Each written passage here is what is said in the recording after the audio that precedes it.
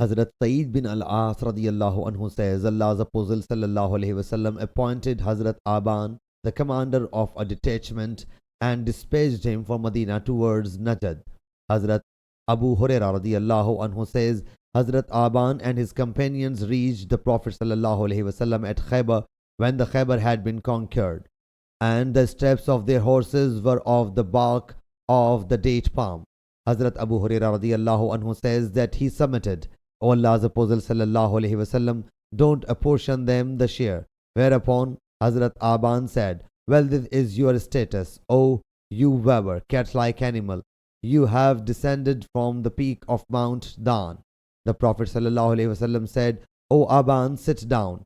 And then he sallallahu alaihi wasallam did not confer the shares on them, for he sallallahu alaihi wasallam did not grant shares to anyone who did not participate in the battle of Khaybar, saves those who have come from Ethiopia. Sahih Bukhari, Hadith number 4238.